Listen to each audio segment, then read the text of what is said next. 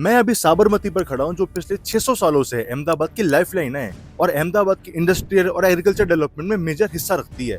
Ahmedabad is India के top शहरों में आता है and not just Ahmedabad.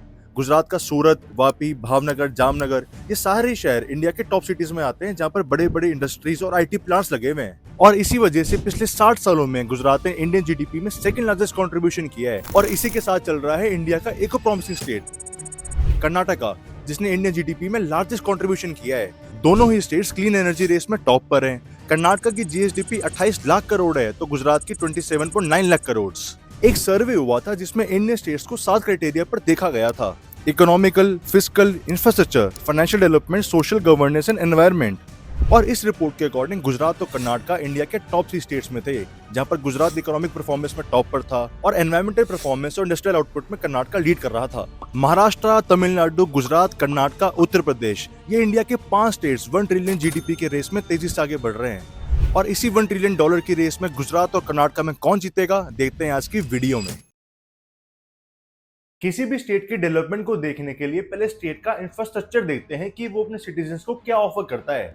Rail network: Gujarat में 8000 किलोमीटर का रेलवे नेटवर्क है तो कर्नाटका में 3600 किलोमीटर का रेलवे स्प्रेड है। एज पर रेलवे मिनिस्टर अश्विनी वैष्णव, गुजरात की 97% रेल लाइन इलेक्ट्रिफाइड हो गई है और ये 100% के काफी पास है और इसके लिए रिकॉर्ड 17,155 करोड़ का बजट भी मिला है। वर्सेस कर्नाटका में इतनी फास्ट इलेक्ट्रिफिकेशन नहीं हुई है। बेंगलोर, मैसूरू, हुबली के स्टेशन मॉडर्न हो रहे हैं। इनफैक्ट कर्नाटका में 20 करोड़ की इन्वेस्टमेंट से लार्जेस्ट रेल प्लेटफॉर्म भी बन रहा है, लेकिन गुजरात में मॉडर्नाइजेशन कर्नाटक से काफी फास्ट है। अमृत भारत स्टेशन स्कीम के अंदर गुजरात के 18 स्टेशन रिवैम्प हो रहे हैं। इनफैक्ट मॉडर्न रेल नेटवर्क में गुजरात इंडिया का टॉप स्टेट है। गुजरात में 551 स्टेशन हैं तो कर्नाटका में 361, यानी रेल नेटवर्क में तो गुजरात कर्नाटका से आगे है। बात करें रोड नेटवर्क की तो गुजरात ने 2014 से 3191 किलोमीटर का रेलवे नेटवर्क एक्सपैंड किया है और 2023 तक 7885 किलोमीटर का रोड नेटवर्क बन गया था। लेकिन कर्नाटका ने सेम टाइम में सिर्फ 1860 किलोमीटर ही स्प्रेड किया है, लेकिन उसके बाद भी कर्नाटका का टोटल स्प्रेड 8037 किलोमीटर है। गुजरात ने इंडस्ट्रीज की डेवलपमेंट के लिए गांव और शहर की रोडों को कनेक्ट करने के लिए काफी तेजी से रोडें बनाई हैं, लेकिन उसके बाद भी कर्नाटका की रूरल कनेक्टिविटी फार बेटर है। गुजरात में आज भी कई जगह ब्रिजेस का काम भी चल रहा होता है जो कई सालों से चलता आ रहा है और ना ही कोई शहरों में बाईपास है। बहुत ही अजीब सा लेआउट है, जबकि कर्नाटक की रोड्स काफी स्ट्रीमलाइंड है। हाँ, गुजरात की गवर्नमेंट ने 2016 में एक ऐसा स्टेप लिया था जिससे वो इंडिया के बाकी स्टेट से काफी आगे निकल गया है। गुजरात में आज कार और स्टेट बसेस के लिए टोल एग्जेम्प्टेड है, कोई टोल टैक्स देना नहीं होता और इसके अंदर गुजरात काफी आगे निकल गया। इनफैक्ट गुजरात की कोस्ट लाइन भी इंडिया में सबसे लंबी है, जहाँ पर हजीरा, कांदला, मुंद्रा, भरूच जैसे सी पोर्ट्स हैं, जिससे करोड़ों का इंटरनेशनल ट्रेड होता है। अब मेरे अकॉर्डिंग इन कैटेगरीज में गुजरात का थोड़ा अपर हैंड है। आपके अकॉर्डिंग कौन जीत रहा है मुझे कमेंट्स में बताना। लेकिन जब एयर कनेक्टिविटी की बात आती है तो गेम पूरा फ्लिप हो जाता है। गुजरात के पास 19 एयरपोर्ट्स हैं, जिसमें अहमदाबाद का सरदार वल्लभ भाई पटेल एयरपोर्ट काफी बिजी है। इनफैक्ट इंडिया का 7th बिजिएस्ट एयरपोर्ट है। लेकिन कर्नाटक की एयर स्ट्रेंथ काफी स्ट्रॉन्ग है। कर्नाटका में 24 एयरपोर्ट्स हैं और सिर्फ बेंगलोर का केम्पेगौड़ा ही पूरे गुजरात को पीछे छोड़ने के लिए काफी है। बेंगलोर का KIA इंडिया का 3rd बिजिएस्ट एयरपोर्ट है। प्लस गवर्नमेंट बेंगलोर में एक और एयरपोर्ट लाने की बात कर रही है। IT डिमांड की वजह से लोगों का इंटरेस्ट काफी ज्यादा है। इनफैक्ट इंडिया के 38% IT एक्सपोर्ट्स बेंगलोर से ही होते हैं, जिस वजह से बेंगलोर का एयर ट्रैफिक काफी ज्यादा है। अब ये तो दोनों स्टेट्स का प्रेजेंट हो गया, लेकिन फ्यूचर की डेवलपमेंट के लिए दोनों स्टेट्स क्या कर रहे हैं, आओ देखते हैं।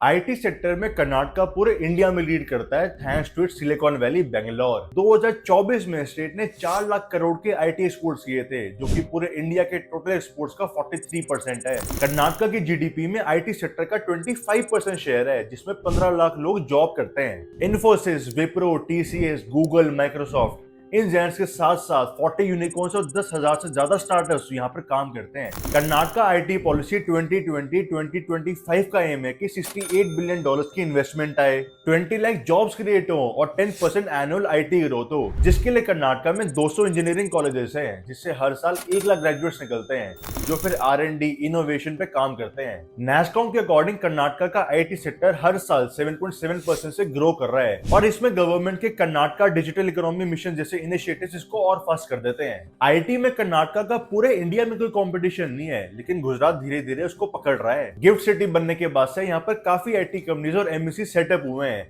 और आईटी सेक्टर बढ़ता जा रहा है। 2022 में गुजरात ने 5000 करोड़ के आईटी एक्सपोर्ट्स किए थे, जो हर साल 14% की ग्रोथ से बढ़ रहे हैं। स्टेट का एम है कि अगले 5 साल में 25,000 करोड़ के एक्सपोर्ट्स हों और 1 लाख जॉब्स क्रिएट हों। आज पूरे इंडिया में आईटी सेक्टर में जितनी भी फॉरेन इन्वेस्टमेंट्स हो रही हैं, उसमें 16% शेयर गुजरात का है, जो कि इंडिया में सेकंड लार्जेस्ट है। और इसके लिए गवर्नमेंट ने Gujarat state new IT policy भी बनाई है, जो इनोवेटिव इकोसिस्टम, रोबस्ट इंफ्रास्ट्रक्चर और स्किल टैलेंट पूल बनाने पर फोकस कर रही है। अहमदाबाद गुजरात का आईटी हब बन रहा है, या स्पेशल इकोनॉमिक जोन्स और आईटी पार्क्स बन रहे हैं, और गिफ्ट सिटी भी यहाँ से काफी पास है। गुजरात में आज 5000 आईटी कंपनीज हैं, जो अहमदाबाद, गांधीनगर, सूरत, वडोदरा से ऑपरेट करती हैं। और अगर गुजरात आईटी में कर्नाटक से पीछे रह गया है, तो अगले क्राइटेरिया में उससे काफी आगे निकल जाता है। इंडिया के टोटल एक्सपोर्ट्स में गुजरात का 30% शेयर है। मैन्युफैक्चरिंग में गुजरात इंडिया का टॉप स्टेट है। यहाँ 182 इंडस्ट्रियल एस्टेट्स और 21 स्पेशल इकोनॉमिक जोन्स हैं, जहाँ पर सिर्फ लास्ट ईयर 60,000 करोड़ की एफडीआई आई थी। ट्रेडिशनल मेगा इंडस्ट्रीज जैसे पेट्रोकेमिकल्स, स्टील,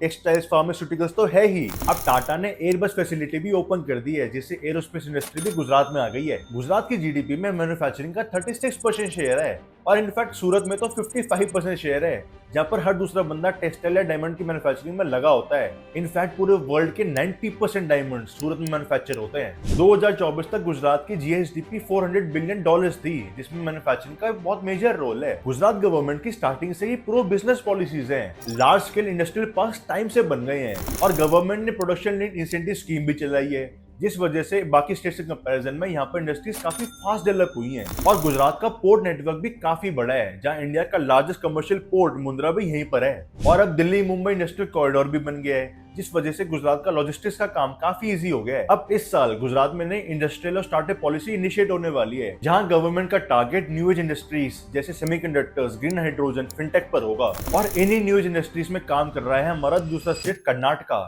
कर्नाटक की $360 बिलियन जीडीपी में मैन्युफैक्चरिंग का 19% शेयर है, जो कि गुजरात के कंपैरिजन में काफी कम है, क्योंकि कर्नाटक मेजरली सर्विस सेक्टर पर डिपेंडेंट है। लेकिन उसके बाद भी कर्नाटक में इंडस्ट्रीज की कोई कमी नहीं है। लार्ज पीएसयूज और गवर्नमेंट कंपनीज जैसे एनटीपीसी, आईओसीएल, सेल, बीएचईएल सब यहाँ पे ऑपरेट करती हैं। स्टेट की इंडस्ट्रियल पॉलिसी 2025-30 का एम है कि स्टेट के मैन्युफैक्चरिंग सेक्टर हर साल 12% की ग्रोथ से ग्रो करे, जहां 2029 तक $84 बिलियन की इन्वेस्टमेंट और 2 लाख जॉब्स क्रिएट होंगी। कर्नाटक में electronics, semiconductors, EV, space tech, renewable energy और एरोस्पेस इंडस्ट्री से रिलेटेड कंपनीज ऑपरेट करती हैं। रिन्यूएबल एनर्जी एडॉप्शन में तो कर्नाटक ऑलरेडी इंडिया में नंबर 1 पर आता है। न्यू वेज टेक्नोलॉजी इंडस्ट्रीज में कर्नाटक लीड करता है, तो traditional mega giant companies Gujarat में ज्यादा है। इसके अलावा गुजरात में फार्मास्यूटिकल्स का काफी मोटा काम है। इनफैक्ट इंडिया की लार्जेस्ट रिफाइनरी वो भी गुजरात में ही है। और अगर हम पावर की बात करें, तो गुजरात एक पावर सरप्लस स्टेट है, यानी वो बाकी स्टेट्स को पावर सप्लाई करता है। पावर जनरेशन कैपेसिटी में गुजरात पूरे इंडिया में नंबर 1 पर आता है। और दूसरी तरफ कर्नाटक वो पिछले साल ही पावर सरप्लस बना है, उससे पहले वो पावर डेफिसिट में था। अब ये तो बात हो गई दोनों स्टेट के फ्यूचर डेवलपिंग सेक्टर्स के बारे में। अभी प्रेजेंट में दोनों स्टेट के लोगों के क्या हाल है। जीडीपी पर कैपिटा में कर्नाटक 6th पर आता है, तो गुजरात 9th पर आता है, जो कि ठीक ठाक ही है। लेकिन ह्यूमन डेवलपमेंट इंडेक्स में तो दोनों स्टेट्स काफी नीचे हैं। कर्नाटक 21st पर आता है, तो गुजरात 25 नंबर पर है, जो कि काफी खराब है। जब किसी स्टेट का एचडीआई अच्छा होता है, तो उसका मतलब होता है कि वहाँ के लोगों की लाइफ एक्सपेक्टेंसी काफी अच्छी है, एजुकेशन लेवल हाई है, और उनकी पर कैपिटा इनकम भी अच्छी है। और इन सारे क्राइटेरियाज में दोनों स्टेट्स के हालात थोड़े खस्ता हैं। पॉवर्टी रेट्स की बात करें, तो नीति आयोग और रिजर्व बैंक ऑफ इंडिया की रिपोर्ट के अकॉर्डिंग कर्नाटक में 10.3% urban population below poverty line में आती है, और गुजरात की 17.1% अर्बन पॉपुलेशन है। तो ये भी खराब है, लेकिन इंडिया की एवरेज से फिर भी बेटर है। यूपी, एमपी, झारखंड, बिहार में तो काफी खराब हाल है।